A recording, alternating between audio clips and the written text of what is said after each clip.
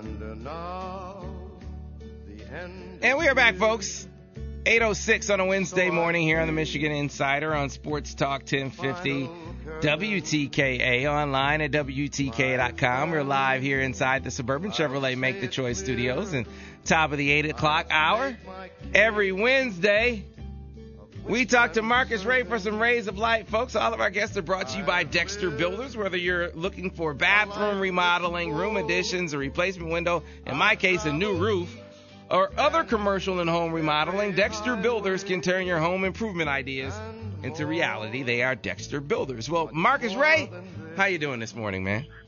Sam, what's up, brother? Good morning. Everything's cool. Man, I was down in Columbus, Marcus, and I got to tell you, I was happy to leave, man. I don't feel too welcome when I'm down in your city. Yeah, if you're not from there, this it's a little different than Flint Town. If you're not from there, you better stay out of there if you're the Maize and Blue. I'm going to tell you right now, Sam. But Columbus is a good place, but I tell you, when I go home, I can't stay but for a short period of time. So, one of the things that came out of last week, and I don't know if you heard about this, but there was a Nike camp in Columbus on Sunday. The day prior, Urban Meyer had a little recruiting gathering. There are going to be a lot of prospects in town, so he had a few of them over for an impromptu sort of unofficial gathering. And during that gathering, he had a little presentation, a little breakdown, where he said, look, Michigan gets all the same players we do, and look at what we do, look at what they do. We're better than them, and it just went on this 10-minute thing, did a video presentation. And Marcus, I certainly don't want to take anything away from their success. At the same time, I don't think that the comparison has been apples for apples when you look at the number of guys that say Ohio State has had in the first round over the past 15 or so years compared to Michigan. I think they might have cheated to do it, which under Jim Tressel cheated to get a lot of those guys, but I don't think it's quite apt to say or accurate to say that they've gotten all the same guys. No, I think coming out of high school, maybe when you start looking at certain stars or who was rated where, and then there's something that happens when they get to college and then they start playing and things shake out. But even in the rankings, Marcus, their classes have perennially over that span been ranked higher more times than not. More times than not. Well, I'm saying, that's the only way he can make it make sense to those future student athletes is because when you paint a picture of something that ain't real, then somebody might believe it. And then it's all recruiting strategies. It's to plant seeds in these young men's minds that, hey, Ohio State just may be a little, a better place, or they've done more. But Urban wasn't even a part of most of that stuff that went on anyway. I mean, the three teams or whatever it is. 2 teams, yeah. 2 seasons that he coached. I mean, Ohio State wasn't, the cream of the crop. Let's just say that, and they probably won't be this year either. But he doesn't have any Big Ten titles to show for his time served in Columbus so far, and so really he's not any different than Michigan. They've won some games, but they didn't look too hot in the bowl game. Well, tell me this, Marcus, because at the end of the day, you want to beat Ohio State, you want to bridge the gap on the field in recruiting that has developed, and it's important to note that Jim Tressel is a proven cheater.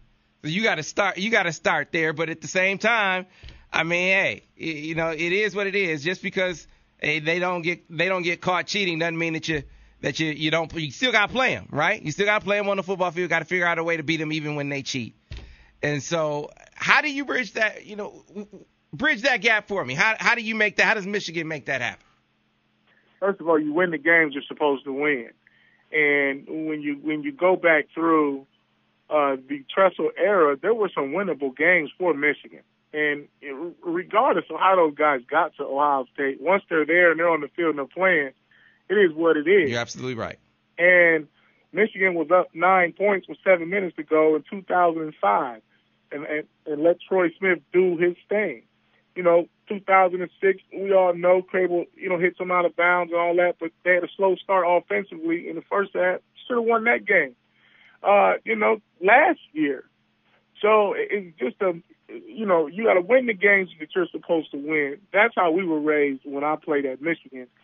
I feel like there's only two teams that probably should have beat us. That was the 94 Penn State team and the 98 Syracuse team. Every other game that I was a part of was a winnable game. And when you don't win, and then, things happen a little differently. But the way you bridge the gap is to win with the guys that you have. Use those guys to build the program, and then the great players will come. If you build it, they'll come. But the Big Ten is a little it's not as competitive, I don't think, as it used to be from a talent standpoint. And there hasn't been a ton of NFL talent in the last couple of years, and there's only certain schools that are producing those talents, and that's why they're at the top of the list in the conference right now. Yeah, what I will say, though, while Ohio State has continued to have recruiting success, and they will, they're Ohio State, they're in a talent-rich state. I wonder what you hear. What do you hear the vibe is, the sentiment is about Urban Meyer down there now going into his third season? And the reason why I asked this, and I mentioned this, before you came on, man, down there talking to some people that were around, talking to different media members that cover Ohio State, there's a little panic, at least at this point in the recruiting process down there, because there's some Ohio guys that in past years, a lot of people would say, hey, that guy's just going to come.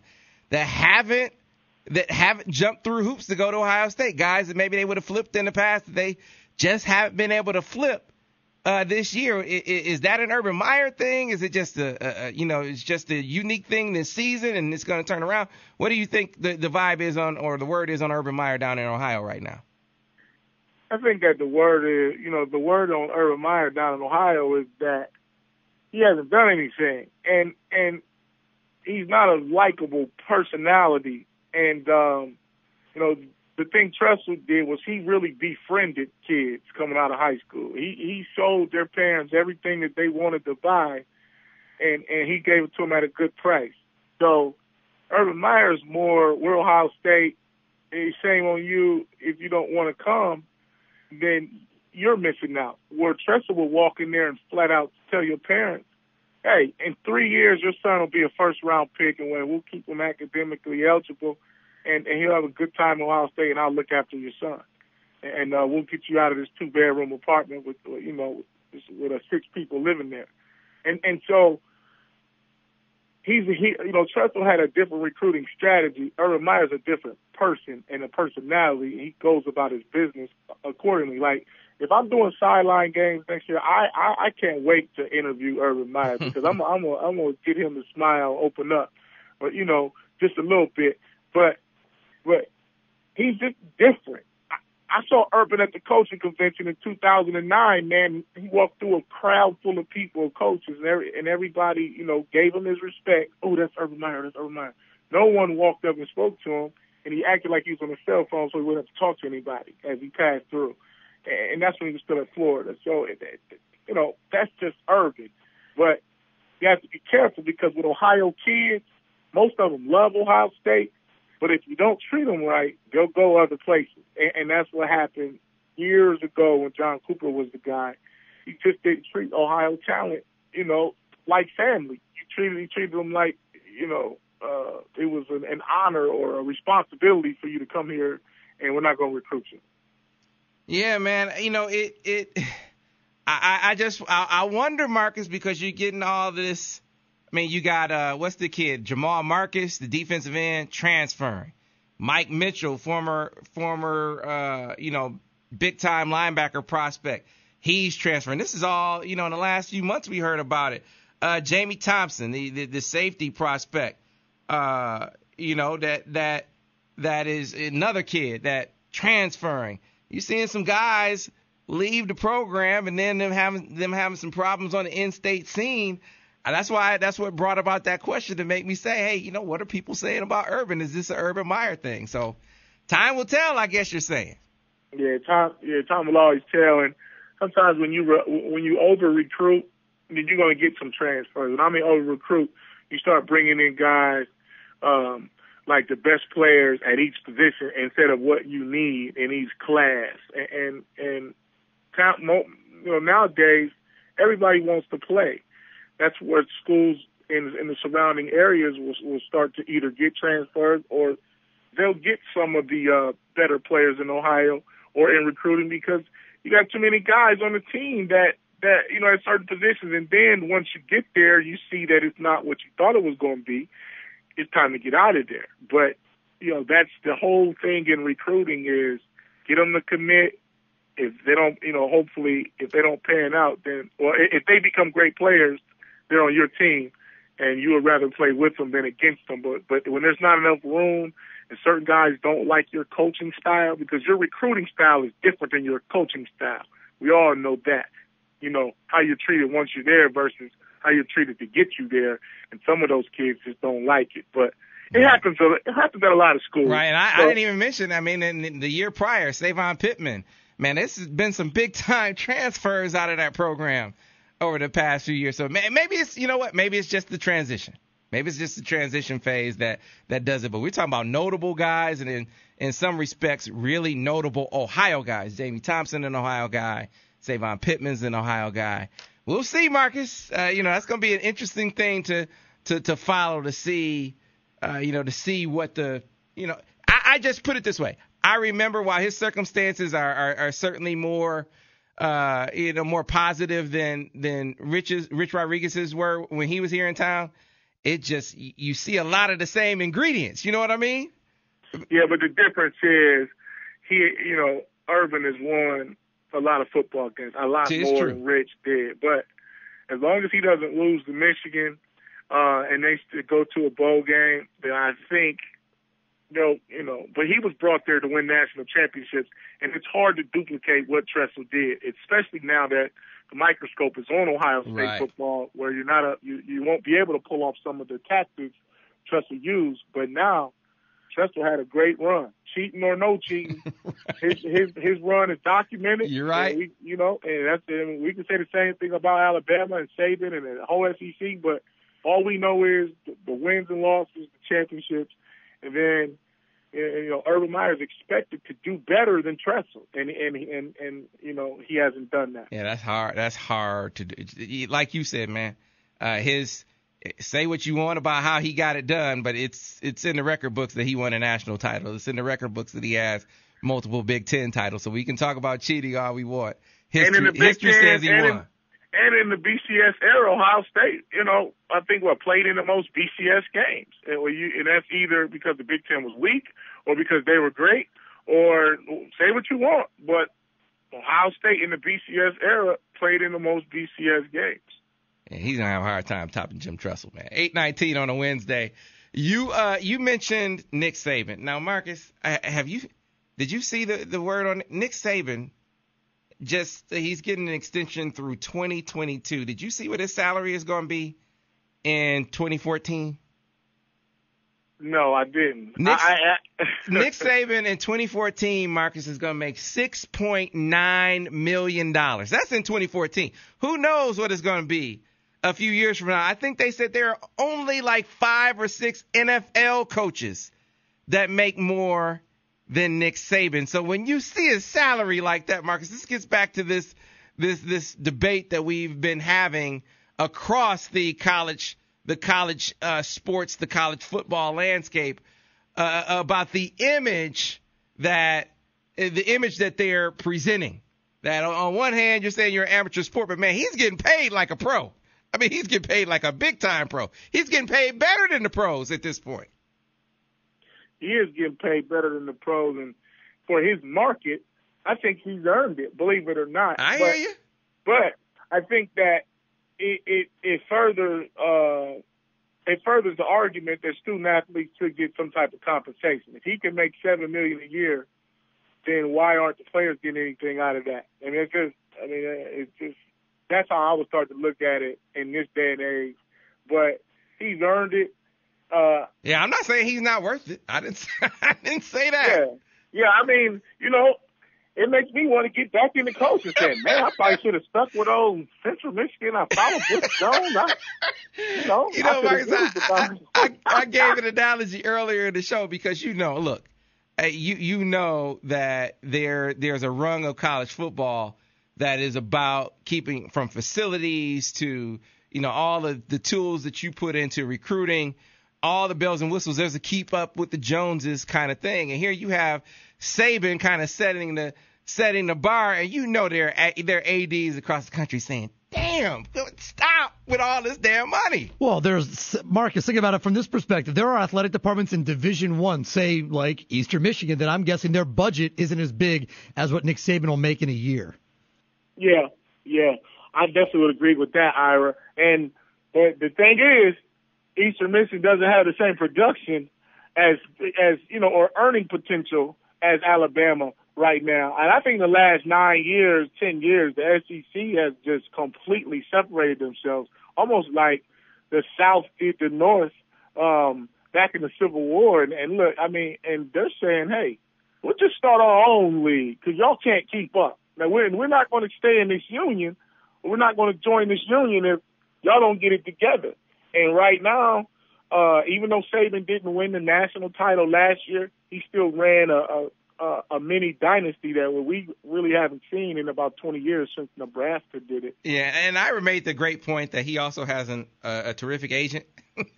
He is a great agent that leveraged Texas's job search to get him. Yeah, now money. It's not just Texas's job search. It's he can every year there's going to be, or every other year there'll be one major program that has a coach opening.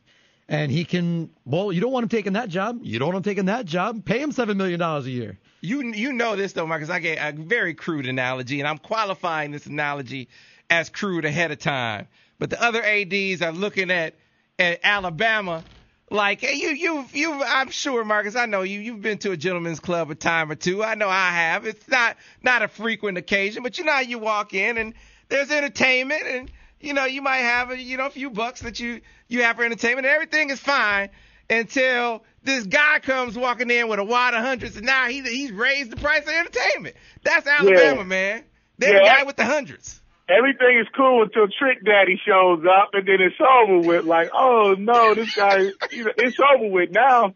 Your little circle of entertainment, we'll kind of leave you and go on over there to Daddy Warbucks. But here's the thing, Sam. There's a lot of ADs that are saying we're not going to pay that much. And then also the question is, who really else that's coaching college football or even in the pros is worth that kind of money? Mm-hmm. I hear you. So a lot of colleges won't have to worry about it. But you know what, Marcus? It's not that they have to pay them Saban money. They just have to pay more than they were paying. So it's not they have to pay 6.9, but if they're paying 2.5, well, now the coach can come back and say, well, Saban's getting 7. I need to at least get 3.5. You see what I'm saying? Yeah, only if you're winning, obviously, or if you have that type of product. But if you're not really, if you look at Saban's track record or his situation in wins and losses and national titles and NFL players and so on and so forth, then I think then you don't really have an argument. It's like Saban gets his money and then base it off everyone else's salary. And I think that's pretty much how it has to be. There's Peyton Manning and Tom Brady, and then you say, well, here's the best of the rest, and we're going to give you the average salary or based on, give you what you earn. I don't think as a coach you should make that much money unless you earn it. Right. Okay. And you know what? And this is an excellent segue, Marcus. That's why you are my man. I was extremely pleased and excited to hear about something that John Beilein said yesterday because, you've heard me and I've heard you speak about the crop of assistants that they have. The assistant basketball coaches they have here at Michigan, and you look at the salary scale. This question came, I believe it was Mark and Lansing. He called up one day and he said, "Hey, where do Michigan's assistants rank in the Big Ten salary wise?" And Marcus, I was surprised. It was like 5th or 6th, somewhere in the middle of the pack. And my reply to that was, "But hey, Mark, don't be concerned because Michigan." They address things like this. John Beilein makes it to the championship game. He gets an extension and the salary bump. I don't think the assistants will be far behind. Well, John Beilein said yesterday they are looking at the salaries for their assistant coaches and working on making them more competitive. Well, I think that's what I like about Beeline. It's kind of like they worked their way through it. Now it's time to pay your assistants for where the program is now and keep it reasonable. But those brothers, Bakari and Val and the rest of them, they've earned it. And because they helped Beeline get there. And Michigan football didn't used to pay people like that, and they were winning championships after championships, Big Ten titles. And nowadays, I just think that the money part has corrupted the integrity of the game because you'll do anything to win now. But how about this? How about this, Marcus? I don't want to cut you off, but there's one way that the cost for the department is mitigated somewhat, and it's a method that I have no issue with. I know Ira has talked about it; he has no issue with, but a lot of fans do. If you walk in Schembechler, for instance, or any of the athletic department, or many of the athletic department offices, I should say, you'll see a name on the placard. It'll be like the Ira Weintraub head coach, right? Now, and that'll be on the door. It's nothing more than a donation to endow that position, which I think, wow, that's outstanding. Not only are you really handling the salary for that job for the foreseeable future, you also don't have to allocate funds that you would normally put towards salary. They don't have to be put towards salary anymore. I think that's a small price to pay to have someone's name on an office door, or to see their name on a press release to say this is the Ira Weintraub assistant football coach. Yeah, I noticed that, and that is a genius because you don't have to spend your own money, and then you're like letting most of the donors went to Michigan. They want a brick. They want their name somewhere around it, just like we want our name to be on the captain's wall or the All-American wall. We pay a different price, but it means a lot to you, especially when you support the program. But I think that's a genius move too, and then that takes pressure off the university to come up with these funds. That's outside money. So that doesn't really count. But at the end of the day, that kind of stuff won't continue if you're not winning, or you have a product that is presentable per se. So winning kind of brings all of that kind of stuff, the higher salaries, the money, the better player, better coaches. All of that comes from the success you have from whatever situation you turn into gold, per se. But as far as the salaries in the basketball, it's time for that group to get elevated up there because they've earned it. They've outcoached and outplayed people who are making more money than them. And you want to keep them. And you want to keep them. And if you don't keep them, you're going to coach against them, and you may not have the same product yourself. Because Lloyd Carr told me a long time ago when I got into coach, he said the most important thing a head coach can do is hire a great assistant. He said that's number one. And when you look around the country, and you're not going to be able to keep them all, and that's part of what happened down Ohio State with football. Some of those guys start leaving after the first season and second season. Guys finding jobs. But you want guys that can be future head coaches because they'll work harder. They want the same success. When you find guys that are just happy to be there, and then it's like, then they get complacent, and then the drive is not there to win a championship or for those guys to move up. The college coaching is competitive, and these ADs have to find a way to keep it financially competitive, or at least saying, why would I go there and I can go over here? I can go to Clemson and make 4.5. Why would I go to Iowa and make 2.6? Okay. And money talks, but at the same time, that money will make you walk if you don't win. So you better win and run a clean program. And just like everything else, there's inflation. I mean, minimum wage is going up to $10. Everybody's trying to get paid. Gas is $4. You know what I'm saying? I mean, I'm charging more for raise of light this year. You know what I mean? It's just one of the things there where everything goes up. So, all right. So Marcus, I gotta squeeze one more in before we let you go, man, because Serena Williams. You've seen her. She's Serena. Serena was on the beach recently, and, while she was, doing her stroll or whatever, I guess she happened upon a wedding. And she went and basically crashed the wedding. And I thought it was great. I thought it was outstanding. I mean, all the fellas at the wedding were taking pictures, and even the bride took a picture with Serena. My wife was watching the show yesterday, and these ladies that on this show that she was watching, they went nuts. Said, I would have let Serena come and photobomb my wedding. Look at how she looks. I don't want her all up in there. Now, Marcus, I thought that was a great thing for Serena to do. I thought it was, wow, how cool that she went and got in on the wedding, and how cool of that wife that she had no issue with it. Am I off base in how I look at this? I mean, I know you've been through the marriage thing before. Am I looking at this the right way, or are the ladies looking at it the right way? No, I think you're looking at it the right way, and Serena did them a favor. And here's the thing. It's like, people get upset with celebrities when they're antisocial, but then want to complain when they are social, and they make those splashes, and I just think Serena didn't have to do that. I thought it was very nice of her. Thought her outfit was cool or whatever. I thought it was too. I thought it was, hey, it's all good. So at the end of the day, Serena wanted to be seen, and she made, she made her splash. She did. At someone else's wedding. But at the end of the day, she knew it was still about the bride, on her day. And if the bride was cool with it, then pretty much we all got to be cool with it. Because Serena could have crashed my wedding. I'll say that right now. Mine too. Hey, as a matter of fact, I might have been like, well, hold on, let me think about this. I do, Serena, I need you to sit down. I would have done that. I want to go home. I want to go home tonight. But my wife said she would have been okay with it. So you always try to protect yourself and make sure people know you ain't saying stuff. Hey, man, I'm trying to protect myself, man. My wife, she's threatened my life on many occasions, so I believe she would follow through. So no, it's all good. But no, I thought what Serena did was cool.